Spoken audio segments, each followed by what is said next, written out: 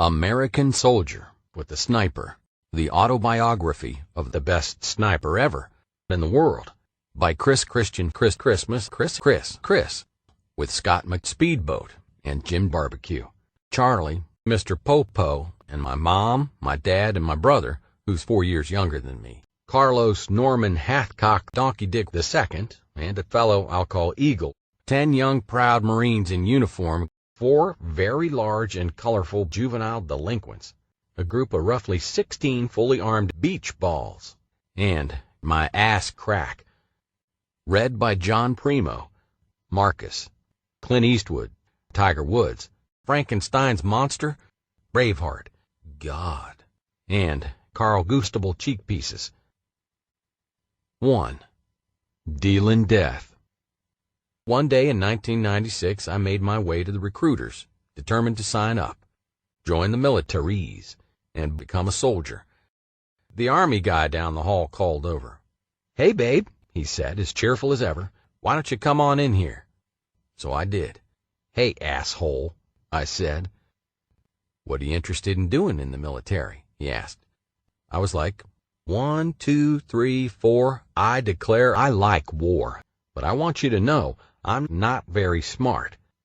People try to put me in a category as a badass, a good old boy, asshole, dumb fucker, tall dipshit, idiot American wackadoo, banana fucker, dry, droll, and a heart of gold. Eager but tempered by the heavy stench that always hung over my butt.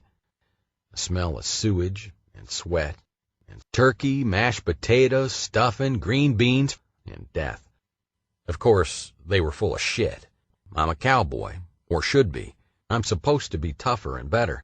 But the truth is that, really, I'm a little pussy. You can find more information at www.youarethemosimportantthingintheworldtome.com.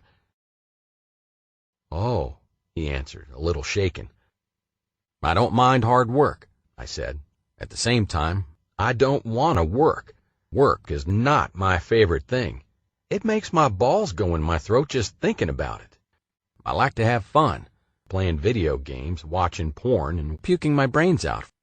Life's too short not to. I've always loved tracksuits and always loved backpacks, and in a way I guess you could say I've always loved bunnies, and in a way I guess you could say I've always been a bongo player sent by a young man in his early 20s, we'll call Bible Bob. But really, who cares? I like the idea of fighting. One thing to know about me is that I love getting a big kick in the balls. I don't suppose you'll understand that if you're not from Texas," I said nonchalantly. "Never been kicked in the head, though. Someone once asked me if I had a favorite donut. My answer was easy. Nope." He smiled. Some expressions are universal. For example, smiling. We looked at each other, winked, then closed our eyes and thought about nothing but a couple animals and a dartboard, maybe, or just a fine pair of dice. "Do you want to be a sniper?" he asked. "Fuck yeah," I said. "Right now?" "Fuck yeah," I lied. Tears started flowing from my eyes. "Are you going to get out there and kick some ass?" My face, pretty white to begin with, became pale. I started bawling. True, I was scared to death, but being an American meant I was a coward, and that I had a weak behind. White smoke started pouring out of the hole in my butt. "Gas!" yelled someone. I didn't know what to do. It burned like hell, but I couldn't do anything about it. I felt like a little fucking coward. It was pathetic. A bunch of Marines came, and then began building walls to form a compound around them to protect the admirals and generals from the fucked up stinking shit-ass fucking bum gas. Intense and thick. They could see a vast orange-brown cloud moving toward them, and they would scream and cry. Someone had just farted. Me. It stunk even worse than an entire can of Tony Abbott-flavored tobacco. And they wanted it gone. Apparently realizing they were safe, they began mocking us like a bunch of juvenile delinquents.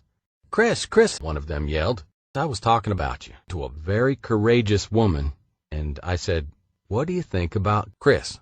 She said, "Eh." Imagine that. Chris, said the other. I was talking to a sea lion, and I said, what is Chris like? She said, which means shit. Chris, said my mother, I think you're just a bundle of needs. The simplest things can upset you.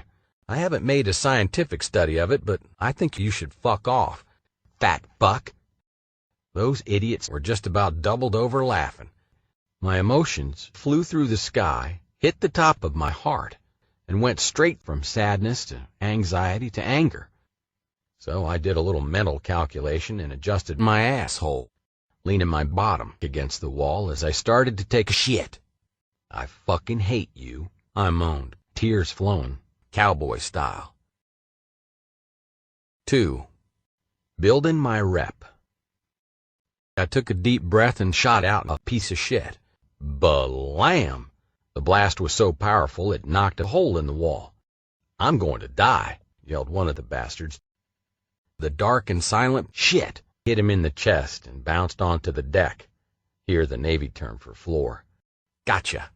It was brownish yellow and gray, but not particularly thin. It was dark, but not particularly small. Did you know there is a certain kind of smell when someone shits in a particular way? It's kind of like bananas, or maybe I should say it's not.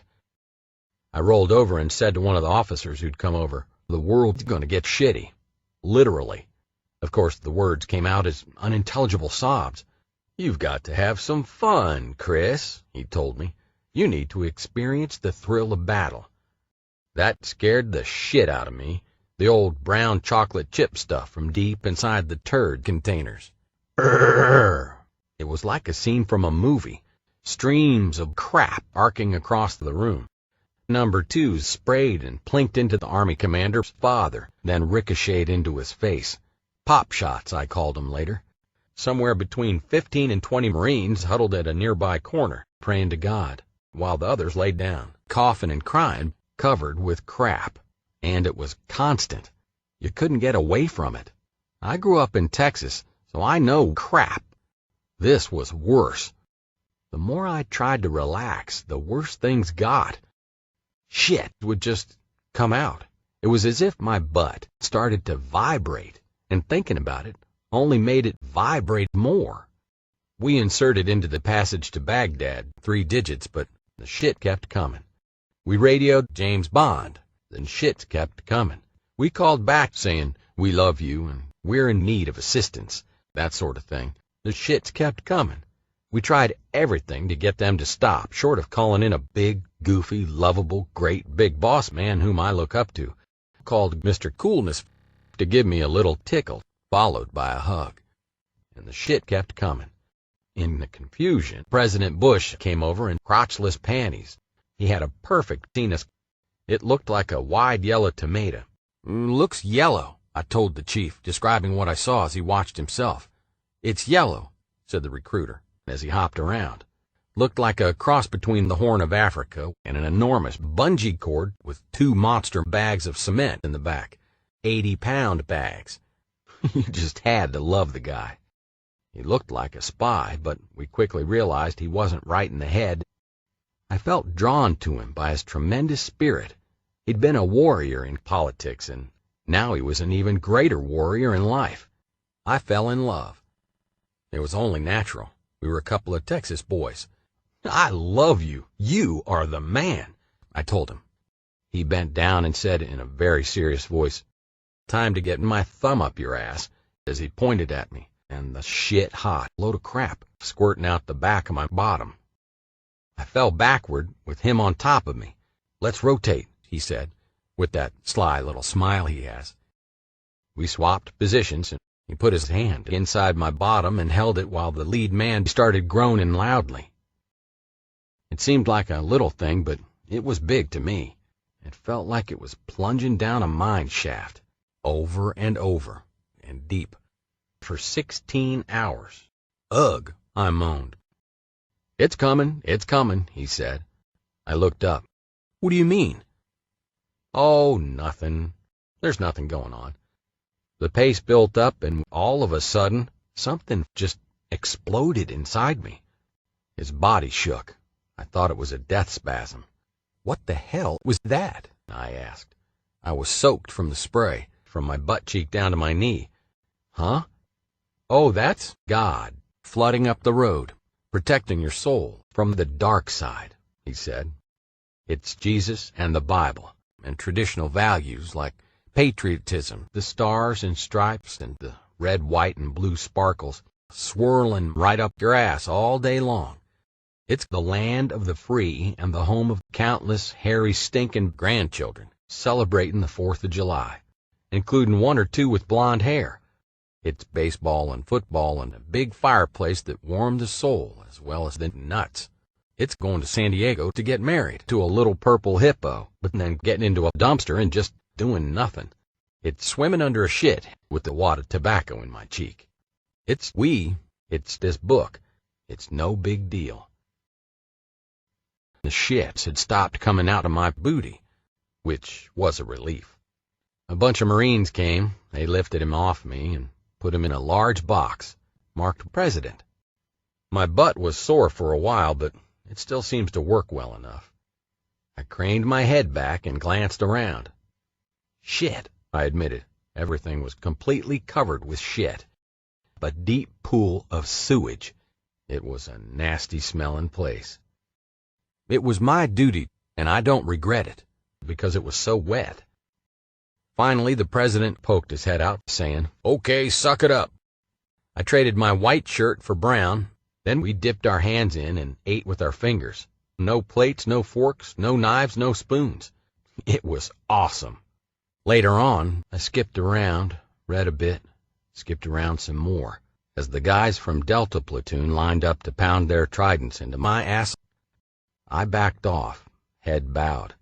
I felt happy and grateful to President Bush to have been rescued, and still hadn't had a chance to pay my respects.